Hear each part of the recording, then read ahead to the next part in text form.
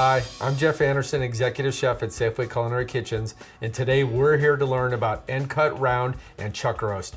Roast are a great value. They're the centerpiece for delicious and healthy meals, easy to cook, and can be extended to additional meals. Chuck is more marbled, meaning it has more internal muscle fat, so it eats juicier and has more flavor. Round cuts are lean with less internal muscle fat, making them a healthier alternative. Chuck roast are made up of the bone-in chuck, the boneless chuck roast, the boneless cross rib roast, and the top blade or flat iron roast. See how these meats are marbled? The more marbling, the higher the internal fat content. This melts as it's heated, giving the roast a great mouthfeel and richness. Round roasts include the boneless top, the bottom, the eye of the round, and the sirloin tip roast.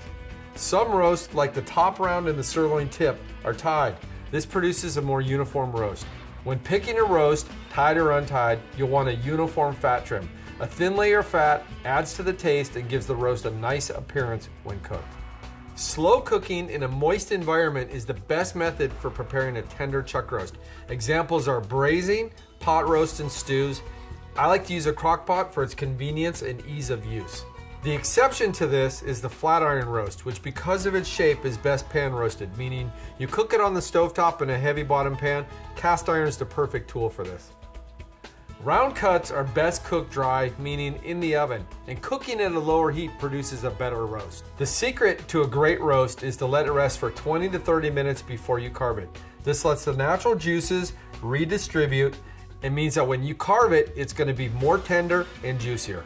One of my favorite recipes for the boneless chuck is one that I call one of. It's super simple. Season the meat with a little bit of kosher salt and black pepper.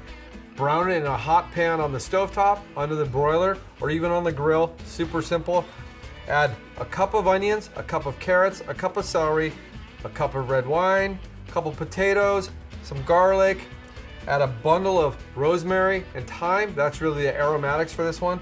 Super simple, in the crock pot. It takes about 2.5 to 3 hours to cook it until it's fork tender. Best thing about it is it's a great tasting meal. It's about quality and value, and it's a super convenient way for you to cook for your family and friends. One of my favorite recipes for the top round is to rub it with a dry seasoning spice. In this case, I've got equal parts chopped garlic, kosher salt, fresh ground black pepper, some sort of chili, whether paprika or ancho or chipotle for a little spice, brown sugar, rosemary, and thyme. I've got the top round. What I do is I rub the outside of it with the seasoning mix, let it sit for 1.5 to 2 hours. At that point, I heat my oven to 350. I put this in, I roast it uncovered for about 1.5 to 2 hours or until the internal temperature is 132.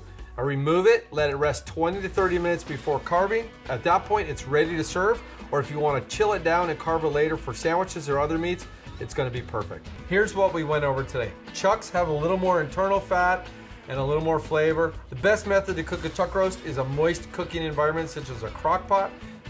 Rounds are leaner. The best method for a round is dry heat oven with a little salt and pepper, some seasoning on it. From Safeway Culinary Kitchens, I'm Chef Jeff Anderson. Have a great day.